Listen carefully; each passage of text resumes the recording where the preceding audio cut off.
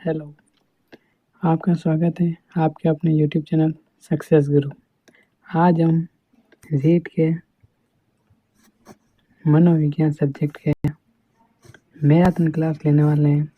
इस क्लास में से आपके 4 से 5 क्वेश्चन पक्का आपको एग्ज़ाम में मिलेंगे, रीट एग्ज़ाम में। इस वीडियो को पूरा देखें। इस वीडियो में जो भी क्वेश्चन आएंगे सारे मोस्ट इम्पोर्टेंट क्वेश्चन होंगे। वीडियो अच्छा लगे तो वीडियो को लाइक और चैनल को सब्सक्राइब जरूर करें।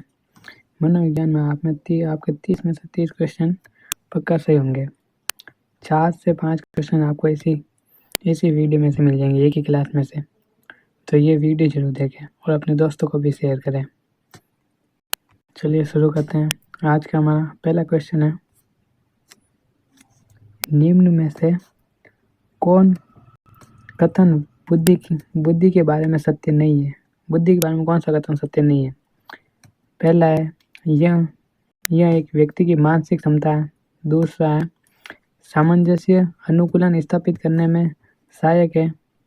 तीसरा है, यह व्यवहार की गुणवत्ता से आंकी जाती है। और चौथा है, यह स्थायी एवं अपरिवर्तनशील विशेषता है। तो इसका करेक्ट आंसर होगा बुद्धि है जो एक स्थायी एवं अपरिवर्तनशील विशेषता है। इसमें यह नहीं जो विशेषता नहीं है वह बताना था, तो डी ऑप्शन इसका राइट है। नेक्स्ट क्वेश्चन, मेयर 2008 द्वारा दी गई सामयिक बुद्धि की संकल्पना में निम्नलिखित में से क्या समाहित नहीं है? कौन सा समाहित नहीं है? ये नई वाले क्वेश्चन है ना, उन्हें जरूर देख के जाना है, नई को ध्यान में रखना है। पहला, दूसरों के समय को ठीक से पढ़ना। दूसरा ऑप्शन, आत्म प्रेरणा। तीसरा ऑप्शन, अपने संवेगों का नियमन एवं नियंत्रण। चौथा, दूसरों को अभिप्रेरित करना। तो इसका करेक्ट आंसर होगा वह है ऑप्शन डी, दूसरों को अभिप्रेरित करना। नेक्स्ट क्वेश्चन, जेविन प्रोग्रेसिव मैट्रिसेज का प्रयोग डैश के मापन के लिए किया जाता है। मतलब जो जेविन प्रोग्रेसिव मैट्रिसेज का प्रयोग किसके मापन के लिए किया जाता है? पहला ऑप्शन है व्यक्तित्व, दूसरा है अधिगम, तीसरा है बुद्धि और चौथा है सृजनात्मकता। इसका करेक्ट आंसर है ऑप्शन नंबर सी, बुद्धि को मापने के लिए जेविन प्रोग्रेसिव मैट्रिसेज का उपयोग किया जाता है। नेक्स्ट क्वेश्चन, सारे मोस्ट इम्पोर्टेंट क्वेश्चन है, इनको जरूर देख के जाएं। कौन सा बुद्धि का सिद्धांत नहीं है? पहला है एक तत्व सिद्धांत, दूसरा है दो तत्व सिद्धांत, तीसरा है प्रत्यागमन का सिद्धांत, चौथा है बहुतत्व सिद्धांत। तो बुद्धि का सिद्धांत है एक तत्व सिद्धांत, बुद्धि का सिद्धांत है। द्वितत्व सिद्धांत, ये भी बुद्धि का सिद्धांत है। और बहुतत्व सिद्धांत जो गार्डनर ने दिया था, किसने दिया था? गार्डनर ने दिया था बहुबुद्धि सिद्धांत। तो इसमें करेक्ट आंसर होगा ये प्रत्यागमन का सिद्धांत, ये बुद्धि का सिद्धांत नहीं है। Option C right. Next question, यह किसका दृष्टिकोण है कि प्रत्येक बच्चे में भाषा ग्रहण उपकरण विद्यमान होता है? मतलब जो भाषा का ग्रहण करने की क्षमता में विद्यमान होती है, ये किसका कथन है? पहला ऑप्शन है पियाजे का, दूसरा है चॉम्स्की का, तीसरा है वाइगोत्स्की का और चौथा है डॉन स्लोबिन का। तो इसका करेक्ट आंसर होगा चॉम्स्की का कथन है कि प्रत्येक बच्चे में भाषा ग्रहण उपकरण विद्यमान होता है, ये चॉम्स्की का कथन है। नेक्स्ट क्वेश्चन है, व्यक्तित्व वह विशेषता है जिसके आधार पर विशेष परिस्थिति में व्यक्ति के व्यवहार का अनुमान लगाया जाता है। व्यक्तित्व, इसका कहने का मतलब है व्यक्तित्व वह विशेषता है जिसके आधार पर विशेष परिस्थिति में व्यक्ति के व्यवहार का अनुमान लगाया जाता है।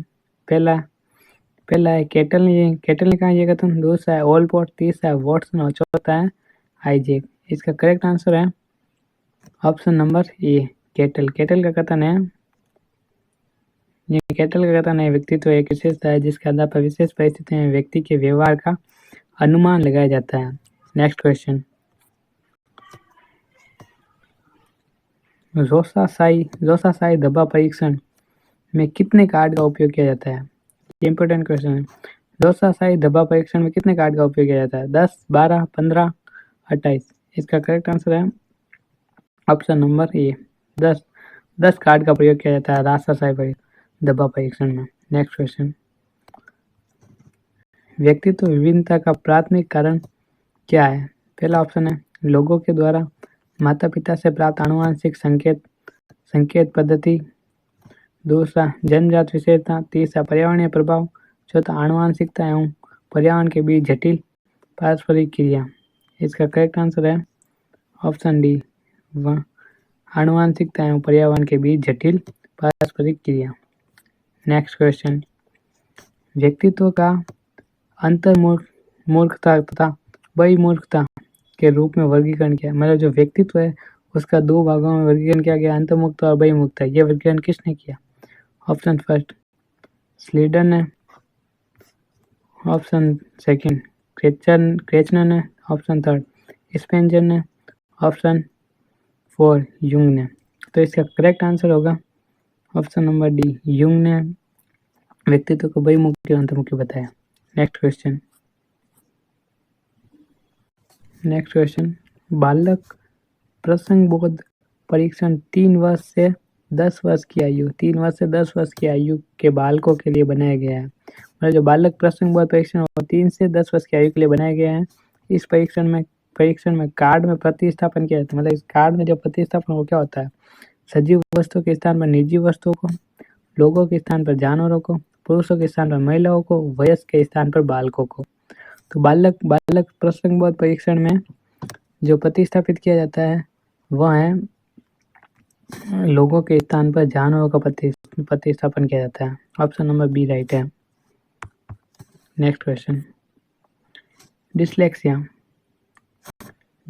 संबंधित है पठन विकास से संबंधित है, गणितीय विकास से संबंधित है, मानसिक विकास से संबंधित है, व्यवहारगत विकास से संबंधित है। तो इसका करेक्ट आंसर है जो डिसलेक्सिया है वो पठन विकास से संबंधित है।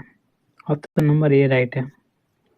नेक्स्ट क्वेश्चन, क्रियाओं के किसी विशेष क्षेत्र की विशेष योग्यता को कहते हैं। जो क्रिया है उसके विशेष क्षेत्र की विशेष योग्यता को क्या कहते हैं? बुद्धि, अभिक्षमता, अभिवृत्ति, कोई नहीं। तो इसका करेक्ट आंसर है जो क्रियाओं के विशेष क्षेत्र की विशेष योग्यताओं को अभिक्षमता कहते हैं। ऑप्शन नंबर बी राइट है। नेक्स्ट क्वेश्चन, एक अधिगम विकलांगता जिसमें लिखावट में कठिनाई शामिल होती है उसे क्या कहते हैं? मतलब जो लिखने में कठिनाई होती है उससे संबंधित कौन सा विकार है? डिसलेक्सिया, डिसकैल्कुलिया, डिस्ग्राफिया या ध्यान अभाव अति सक्रियता विकार। तो इसका करेक्ट आंसर है जो लिखने में विकार उत्पन्न होता है वह है डिस्ग्राफिया। ऑप्शन सी राइट है। डिस्ग्राफिया कहते हैं लिखने के विकार को। नेक्स्ट क्वेश्चन, रुचि के संपत्ति के 3 मुख्य पक्ष निम्न में से किस विकल्प में? मतलब जो रुचि के 3 पक्ष हमें बताने हैं। ऑप्शन फर्स्ट वंशानुक्रम, मूल प्रवृत्तियां, विचार। दूसरा जानना, अनुभव करना, मूल प्रवृत्तियां। तीसरा ज्ञानात्मक, क्रियात्मक, भावात्मक। चौथा ऑप्शन वंशानुक्रम, क्रियात्मक, भावात्मक। इसका करेक्ट आंसर है ऑप्शन सी ज्ञानात्मक, क्रियात्मक और भावात्मक। 3 संपत्ति है रुचि के। नेक्स्ट क्वेश्चन, वुडवर्थ के अनुसार स्मृति का आयाम नहीं है। जो नई आयाम है वो बताना। वुडवर्थ के अनुसार स्मृति का कौन सा आयाम नहीं है? धारणा, पुनः स्मरण, पहचानना, तर्क करना। इसका करेक्ट आंसर होगा वुडवर्थ के अनुसार जो स्मृति का नहीं है वह है तर्क करना। तर्क करना एक स्मृति का आयाम नहीं है वुडवर्थ के अनुसार। नेक्स्ट क्वेश्चन, किशोर अवस्था में मानसिक उथल पुथल पहुंच जाते हैं। किशोर अवस्था में मानसिक उथल पुथल पहुंचते हैं अधोपतन की स्थिति में, उच्चतम स्थिति में, उच्चतर विकास की स्थिति में, नकारात्मक रूप से। तो इसका करेक्ट आंसर है उच्चतम स्थिति में किशोर अवस्था में मानसिक उथल पुथल पहुंच जाते हैं। एकदम उच्चतम स्थिति पर होते हैं उथल पुथल। नेक्स्ट क्वेश्चन, स्टेनले हॉल के अनुसार अधिक तनाव और तूफान की अवस्था, स्टेनले हॉल के अनुसार अधिक तनाव और तूफान की अवस्था कौन सी है? प्रौढ़ावस्था, बाल्यावस्था, किशोरावस्था, शेष अवस्था। इसका करेक्ट आंसर है किशोरावस्था। किशोरावस्था को स्टेनले हॉल ने तनाव और तूफान की अवस्था बताया है। नेक्स्ट क्वेश्चन, ये मोस्ट इम्पोर्टेंट क्वेश्चन है, इन सबको एकदम आपको रट लेना है इन क्वेश्चन को, ये क्वेश्चन पक्का आपको एग्जाम में देखने को मिलेंगे। नेक्स्ट क्वेश्चन है, किशोरावस्था की ऐसी आदत जिसमें खुद को भूखे रखने की प्रवृत्ति होती है तथा यह ज़्यादा बालिकाओं में पाई जाती है, ऐसी अवस्था को कहा जाता है। जो बालिका होती है ना, जो एकदम स्लिम रहना चाहती है और खाना नहीं खाती है किशोर अवस्था में, इस अवस्था को क्या कहते हैं? पहला एनोरेक्सिया नर्वोसा, दूसरा डेलीरियम ट्रेमेंस, तीसरा स्वलीनता, चौथा डाउन सिंड्रोम। तो इसका जो करेक्ट आंसर होगा वह है ऑप्शन ए, स्नोरेसिया नर्वोसा कहा जाता है इस अवस्था को। नेक्स्ट क्वेश्चन है, किशोर अवस्था में मार्गदर्शन के लिए शिक्षा में कौन सी व्यवस्था करनी चाहिए? जो किशोर अवस्था में जो मार्गदर्शन के लिए कौन सी व्यवस्था करनी चाहिए शिक्षा में? पहला है यौन शिक्षा, दूसरा है व्यावसायिक शिक्षा, तीसरा है मानवता मूल्यों की शिक्षा, चौथा उपयुक्त सभी। तो इसका करेक्ट आंसर होगा सरकारी ऑप्शन हमारा उपयुक्त सभी। नेक्स्ट क्वेश्चन, बाल अपराध का कारण है। बाल अपराध का कारण क्या है? माता पिता में अनबन होना, परिवार के सदस्यों का सहानुभूतिपूर्ण व्यवहार, परिवार में आपस की सहमति में कार्य होना, समृद्धि होना। ये तो आप बिना पढ़े आंसर दे सकते हो। जो बाल अपराध का कारण है वह है ऑप्शन है माता पिता में अनबन। जब माता पिता में अनबन रहेगी तो बच्चों में तनाव रहेगा और उससे बाल अपराध बढ़ेगा। नेक्स्ट क्वेश्चन, ये सेम रिपीट हो गया है बाल अपराध का कारण, तो इसका करेक्ट आंसर है माता पिता में अनबन। नेक्स्ट क्वेश्चन है, सामाजिक आर्थिक रूप से वंचित पृष्ठभूमि से आने वाले बच्चों को कक्षा के माहौल की आवश्यकता होती है। मतलब कैसे माहौल की आवश्यकता होती है जो वंचित वर्ग से आते हैं बच्चे? पहला, उन्हें अच्छा व्यवहार सिखाता है। दूसरा, उनके सांस्कृतिक और भाषाई ज्ञान को महत्व देता है तथा उनको उपयोग करता है। तीसरा, उनकी भाषा के उपयोग को हतोत्साहित करता है ताकि वे मुख्य धारा की भाषा सीख सकें। चौथा है, बच्चों को उनकी क्षमताओं के आधार पर वर्गीकृत करता है। तो इसका करेक्ट आंसर है ऑप्शन नंबर बी, उनके सांस्कृतिक और भाषाई ज्ञान को महत्व देता तथा उनको उपयोग करता है। नेक्स्ट क्वेश्चन, बाल अपराध का कारण नहीं है, मतलब जो बाल अपराध का कारण नहीं है वो बताना है। पहला, गरीबी, दूसरा उचित घरेलू वातावरण, तीसरा शारीरिक दोष, चौथा है असफलता। जो बाल अपराध का कारण नहीं है वह है उचित घरेलू वातावरण। उचित घरेलू वातावरण अगर सही होगा तो बाल अपराध नहीं होगा, बच्चे में कुछ गलत करने की भावना नहीं होगी। नेक्स्ट क्वेश्चन, एक शिक्षक समाज के वंचित वर्ग के बच्चों की आवश्यकता को प्रभावपूर्ण तरीके से पूर्ण कर सकता है, उनकी पृष्ठभूमि की अपेक्षा करके तथा उन्हें विद्यालय में कार्य करने के लिए कहकर। दूसरा ऑप्शन है कक्ष के प्रत्येक बच्चे की आवश्यकता अनुसार अपना शिक्षण कौशल अपनाकर। तीसरा ऑप्शन, उन्हें कक्ष में अलग बैठा कर ताकि वे अन्य बच्चों से मेल जोल ना करें। ये तो वैसे गलत होगा। चौथा ऑप्शन, अन्य बच्चों को वंचित पृष्ठभूमि वाले बच्चों के प्रति सहानुभूतिपूर्ण व्यवहार करने के लिए कहकर। तो इसका करेक्ट आंसर होगा ऑप्शन नंबर बी, कक्ष के प्रत्येक बच्चे की आवश्यकता अनुसार कौशल अपनाकर। इसका करेक्ट आंसर है बी। नेक्स्ट क्वेश्चन, एक शिक्षक विषय वस्तु संवर्धन कार्यक्रम की योजना बना रहा है, ठीक है, वह किस प्रकार के अधिगम के लिए ऐसा कर रहा है? मतलब जो संवर्धन कार्यक्रम की योजना बना रहा है शिक्षा किसके लिए कर रहा है? मंद गति अधिगमकर्ताओं के लिए, पिछड़े अधिगमकर्ताओं के लिए, प्रभावशाली अधिगमकर्ताओं के लिए, बाल अपचारी के लिए। तो इसका करेक्ट आंसर होगा वो होगा ऑप्शन नंबर सी, प्रतिभाशाली अधिगमकर्ताओं के लिए शिक्षक यहाँ कार्य करता है। नेक्स्ट क्वेश्चन,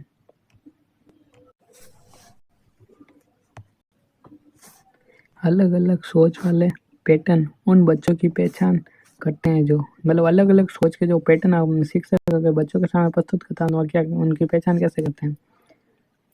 डिसलेक्सिक है, बच्चे कैसे डिसलेक्सिक है, सृजनात्मक है, प्रत्यास्थी है, विकलांग है। तो इसका करेक्ट आंसर होगा ऑप्शन नंबर बी, बच्चे सृजनात्मक हैं। बच्चे सृजनात्मक इसलिए अलग अलग पैटर्न के पहचान करते हैं। नेक्स्ट क्वेश्चन, समस्या के अर्थ को जानने की योग्यता मतलब किसी भी समस्या उसके अर्थ को जानना। योग्यता, वातावरण के दोषों, कमियों एवं रिक्तियों के प्रति सजगता। विशेषता है मतलब समस्या के अर्थ को जानने की योग्यता, वातावरण के दोषों, कमियों, रिक्तियों के प्रति सजगता। ये विशेषता किन बालकों में होती है? पहला ऑप्शन है प्रतिभाशाली बालकों की, दूसरा सामान्य बालकों की, तीसरा सृजनशील बालकों की, चौथा इनमें से कोई नहीं। तो यह विशेषता वाले बालक है, सृजनशील बालकों में ऐसी विशेषता पाई जाती है। ऑप्शन नंबर सी राइट है। नेक्स्ट क्वेश्चन,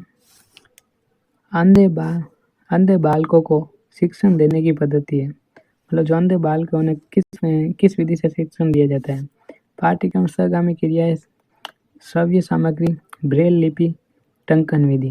तो इसका करेक्ट आंसर होगा ब्रेल लिपि के द्वारा हम जो अंधे ब्लाइंड बालक होते हैं उन्हें हम ब्रेल लिपि के द्वारा शिक्षा देते हैं। नेक्स्ट क्वेश्चन, अधिगम नियोग्यता वाले बच्चे बहुत सक्रिय होते हैं लेकिन उनकी बुद्धि लब्धि कम होती है। नेक्स्ट है बहुत बुद्धिमान तथ्य परिपक्व होते हैं, कुछ भी नहीं सीख सकते, अधिगम के कुछ पक्षों में संघर्ष करते हैं। तो इसका जो करेक्ट आंसर होगा वह है ऑप्शन नंबर डी, अधिगम के कुछ पक्षों से संघर्ष करते हैं मतलब कुछ जो अयोग्य बालक होते हैं उन्हें कुछ समझ आता है लेकिन जो कुछ समझ नहीं आता है उनसे वह संघर्ष करते हैं तो उन पक्षों से वह। नेक्स्ट क्वेश्चन, निम्न में से कौन सी सृजनात्मकता की विशेषता नहीं है? मौलिकता, नवीनता, अभिसाई चिंतन, कल्पना शक्ति। जो सृजनात्मकता की विशेषता नहीं है वह है ऑप्शन नंबर सी, अभिसाई चिंतन मतलब जो सृजनात्मक अभिसाई चिंतन नहीं कर पाते हैं, ये विशेषता नहीं है। नेक्स्ट क्वेश्चन, सृजनशीलता की पहचान हेतु किसने सृजनात्मक चिंतन परीक्षण का निर्माण किया? सृजनात्मक चिंतन परीक्षण किसने किया? पहला है मैरीफील्ड ने, दूसरा टॉरेंस ने, तीसरा है कोल एवं ब्रूस, चौथा है केंट। तीसरा है कोल एवं ब्रूस और चौथा है केंट। तो इसका करेक्ट आंसर होगा option number B, Torrance. Torrance ने सृजनात्मकता चिंतन परीक्षण का निर्माण किया। नेक्स्ट क्वेश्चन, सृजनात्मकता की पहचान होती है, सृजनात्मक की पहचान किससे होती है? पुराने व्यवहार से, चित्रकला से, संगीत से, नवीन परिणाम से। तो सृजनात्मकता की पहचान नवीन परिणाम से होती है। ऑप्शन नंबर डी राइट है। नेक्स्ट क्वेश्चन, अभिप्रेरणा क्या है? अभिप्रेरणा क्या है? निम्नलिखित में से कौन से सर्वोत्तम उदाहरण है अभिप्रेरणा के? रीता ऊर्जित है, उच्च लक्ष्य निर्धारित करती है, यथेष्ट प्रयासों को बनाए रखती है और कक्षा में एक ग्रेड बना लेती है। मतलब अभिप्रेरणा को उदाहरण देखना, मान से आने वाले विद्यालय के वर्ष के विषय में भावुक है और अच्छा करना चाहती है।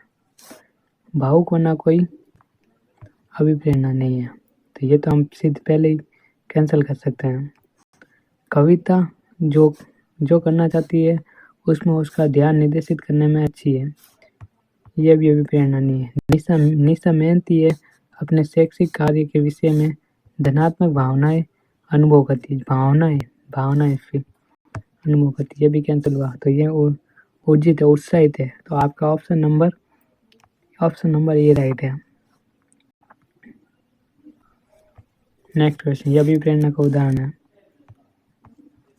नेक्स्ट क्वेश्चन, थॉर्नडाइन के कौन से प्राथमिक नियम में सिखाने की प्रयास एवं त्रुटि विधि की व्याख्या की गई है? मतलब प्रयास और त्रुटि विधि की व्याख्या किस नियम में की गई है थॉर्नडाइन के?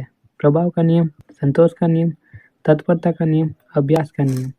तो इसका करेक्ट आंसर है ऑप्शन नंबर डी, अभ्यास का नियम। अभ्यास के नियम में थॉर्नडाइन ने प्रयास एवं त्रुटि विधि का व्याख्या की है। नेक्स्ट क्वेश्चन, विद्यार्थी के निष्पादन एवं सकारात्मक प्रतिक्रिया देखकर और उसे अनुभव कराकर मास्लो के आवश्यकता पदानुक्रम प्रारूप के अनुसार शिक्षक निम्न में से विद्यार्थी की किस आवश्यकता की संतुष्टि कर रहा है? अपनेपन की आवश्यकता, सुरक्षा की आवश्यकता, आत्मसम्मान की आवश्यकता, आत्मसिद्धि की आवश्यकता। तो इसका करेक्ट आंसर है ऑप्शन नंबर सी, आत्मसम्मान की आवश्यकता। जो मास्लो की आवश्यकता के पदानुक्रम के अनुसार शिक्षक और विद्यार्थी की आवश्यकता में बताया गया है। ऑप्शन डी राइट है, आत्मसम्मान की आवश्यकता। नेक्स्ट क्वेश्चन, सीखना है, सीखना क्या है? सीखने वाले के संवेगों से प्रभावित नहीं होता है, संवेगों से क्षीण संबंध रखता है, सीखने वाले के संवेगों से स्वतंत्र है, सीखने वाले के संवेगों से प्रभावित होता है। जो सीखना है जो किससे प्रभावित होता है? तो इसका करेक्ट आंसर है सीखना सीखने वाले के संवेगों से प्रभावित होता है। मतलब जो सिखाने वाला है वो गुस्से में, तो वो उसके संवेग गुस्से वाले होंगे।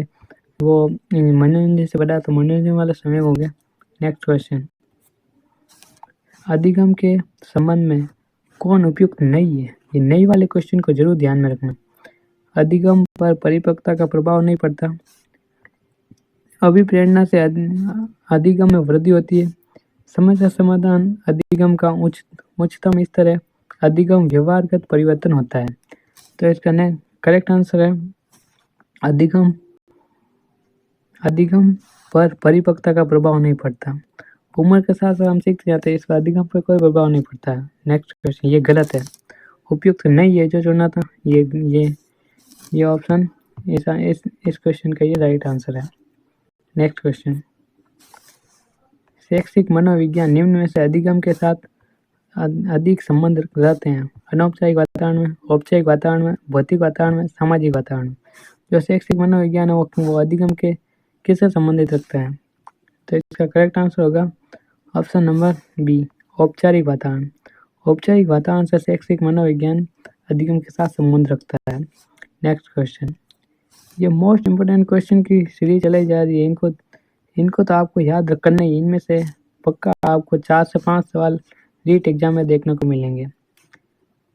कारक जो व्यवहार में स्थायी और अस्थायी के बीच का परिवर्तन लाता है, मतलब कौन सा कारक है जो स्थायी और अस्थायी के बीच परिवर्तन लाता है? मानसिक थकावट, बीमारी, परिपक्व, प्रशिक्षण।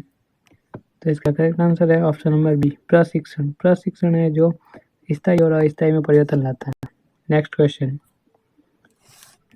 है अधिगमकर्ता केंद्रित विधि का आशय। अधिगमकर्ता केंद्रित विधि, इसका क्या मतलब है?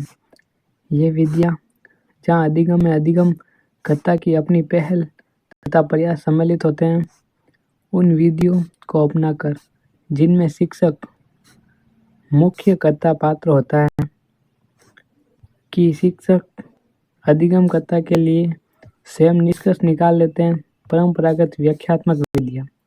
तो इसका जो करेक्ट आंसर होगा वो होगा ऑप्शन नंबर ए, वे विधियाँ जहाँ अधिगम में अधिगमकर्ता की अपनी पहल और प्रयास सम्मिलित है। मतलब जो शिक्षक है वो खुद अपनी तरफ से पहल करता है बच्चों को सिखाने के लिए, उसे कहते हैं अधिगम केंद्रित विधि।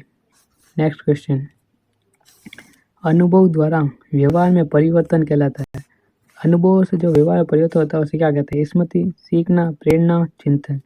अनुभव से जो व्यवहार में परिवर्तन होता है उसे सीखना कहा जाता है। ऑप्शन नंबर बी राइट है। नेक्स्ट क्वेश्चन, उपयोग और अनुप्रयोग, ये दो अंश किस नियम के? ये दो अंश है, उपयोग और अनुप्रयोग। अभ्यास के, तैयारी नियम के, परिणाम नियम के, प्रतिक्रिया नियम के। तो इसका जो उपयोग और अनुपयोग ये है, तैयारी रेडिनेस नियम के 2 अंश है, उपयोग और अनुपयोग। नेक्स्ट क्वेश्चन, अनुभव अनुभव और प्रशिक्षण શું અનુભવ और प्रशिक्षण શું વ્યવહારમાં परिवर्तन लागू या अधिगम है, वो कथन है। मतलब आपके जो क्वेश्चन, कुछ क्वेश्चन आते हैं जो राजस्थानी भाषा में ही होते हैं, इसमें से ये कथन दिया गया है, एक अनुभव और प्रशिक्षण से व्यवहार में परिवर्तन आता है, उसे अधिगम कहते हैं। ये किसका कथन है? गेट्स एवं अन्य का, क्रो एंड क्रो का, गिलफर्ड का, पील का। तो ये कथन है गेट्स एंड अन्य का। ये कथन है कि अनुभव और प्रशिक्षण से व्यवहार में परिवर्तन लाना अधिगम कहलाता है। नेक्स्ट क्वेश्चन, अधिगम का सबसे उपयुक्त कार्य है व्यक्तिगत समायोजन, सामाजिक व राजनीतिक चेतना, व्यवहार परिवर्तन, स्वयं को रोजगार के लिए तैयार करना। तो इसका करेक्ट आंसर होगा ऑप्शन नंबर सी, व्यवहार परिवर्तन अधिगम का सबसे उपयुक्त कार्य है व्यवहार में परिवर्तन लाना। हम कुछ भी सीखेंगे तो हमारे व्यवहार में परिवर्तन आता जाएगा। नेक्स्ट क्वेश्चन, निम्नलिखित में से कौन सा बच्चों में अधिगम के सुधार करने के लिए सबसे उपयुक्त है? शिक्षक को विभिन्न उदाहरण चित्रों का प्रयोग करके विषय की व्याख्या करनी चाहिए। कक्षा में सभी प्रकार की शिक्षण सामग्री होनी चाहिए। तीसरा ऑप्शन, शिक्षण को वास्तविक जीवन स्थितियों पर बच्चों को एक दूसरे के साथ बातचीत करने में मदद करनी चाहिए। नियमित मूल्यांकन परीक्षा आयोजन की जानी चाहिए। तो सबसे उपयुक्त आंसर है शिक्षक को वास्तविक जीवन स्थितियों पर बच्चों को एक दूसरे के साथ बातचीत करने में मदद करनी चाहिए। ऑप्शन नंबर सी राइट है। नेक्स्ट क्वेश्चन, एक बच्चे को लाल गुलाब का कांटा चुभ गया जिससे उसे काफी चोट पहुंची। आगे चलकर वह लाल पोशाक या लाल किसी चीज को देखकर डरने लगी। यह उदाहरण किसका है? मतलब किसी को, बच्चे को जो गुलाब का कांटा उसका चुभ गया तो अब वह उस लाल चीज से डरने लग गया। ये किसका उदाहरण है? उद्दीपक सामान्यीकरण का, अनुक्रिया सामान्यीकरण का। उद्दीपक एवं अनुक्रिया दोनों सामान्यीकरण, ना तो उद्दीपक सामान्यीकरण ना ही अनुक्रिया सामान्यीकरण। तो ये उदाहरण है उद्दीपक सामान्यीकरण का। ये उदाहरण है कि बच्चे को चोट लगी तो उससे डरने लगा। ये उद्दीपक सामान्यीकरण का उदाहरण है। नेक्स्ट क्वेश्चन, अधिगम है। अधिगम क्या है? जो कुछ हम जानते हैं वह सब अधिगम किया हुआ है। व्यवहार ज्ञान कौशल का तुलनात्मक स्थायी प्रभाव अधिगम है। प्रत्यक्ष रूप से अवलोकन और भाषण योग्य अधिगम है। विशिष्ट आयु स्तर तक सीमित है वह अधिगम है। तो इसका करेक्ट आंसर होगा ऑप्शन नंबर बी, व्यवहार ज्ञान और कौशल का तुलनात्मक जो स्थायी प्रभाव है वह अधिगम कहलाता है। ऑप्शन नंबर बी राइट है। नेक्स्ट क्वेश्चन, अब हम मैराथन को खत्म करते जा रहे हैं धीरे धीरे और इन क्वेश्चन को सीखते जा रहे हैं जो हमारे रीट एग्जाम के लिए मोस्ट इम्पोर्टेंट है। नेक्स्ट क्वेश्चन है, अधिगम कौशलों को सीखने में किन की प्रधान भूमिका है? मतलब जो अधिगम कौशल हम सीखते हैं उसमें सबसे ज़्यादा भूमिका किसकी होती है? बुद्धि और सहज कौशल की, रुचि और अभिव्यक्ति की, प्रेरणा और आत्मविश्वास की, सृजन और अधिगम की। तो इसका करेक्ट आंसर है ऑप्शन नंबर सी, प्रेरणा और आत्मविश्वास हमें सीखने में बहुत मदद करते हैं। नेक्स्ट क्वेश्चन, जेपी गिलफर्ड के अनुसार अधिगम क्या है? सोच में परिवर्तन अधिगम है, ज्ञान का सृजन अधिगम है, अनुभव प्राप्त करना अधिगम है, व्यवहार में परिवर्तन अधिगम है। तो जेपी गिलफर्ड के अनुसार अधिगम है वह है व्यवहार में परिवर्तन लाना ही अधिगम है गिलफर्ड के अनुसार। ये परिभाषा याद रखनी है, व्यवहार में परिवर्तन लाना ही गिलफर्ड के अनुसार अधिगम है। नेक्स्ट क्वेश्चन, ये हमारा मैराथन का आखिरी क्वेश्चन है और आशा है आपको ये वीडियो बहुत अच्छा लगा होगा। ये क्या भी कर लेना है, व्यवहारगत उद्देश्य की विशेषता है? उपयुक्त में से कोई नहीं, पहला ऑप्शन। दूसरा, अवलोकनीय और परिमेय। तीसरा, अवलोकनीय और असीमित। चौथा, गैर अवलोकनीय। इसका करेक्ट आंसर है ऑप्शन नंबर बी, अवलोकनीय और परिमेय। व्यवहारिक उद्देश्य की विशेषता अवलोकनीय और परिमेय है। तो ये हमारे आज की मनोविज्ञान की इम्पोर्टेंट मैराथन थी। इसमें से आपको 4 से 5 क्वेश्चन रीट एग्जाम में जरूर मिलेंगे। रीट एग्जाम आपको 27 और 28 फरवरी को रीट का एग्जाम है, उसमें आपको इस क्लास से 4 से 5 क्वेश्चन जरूर मिलेंगे।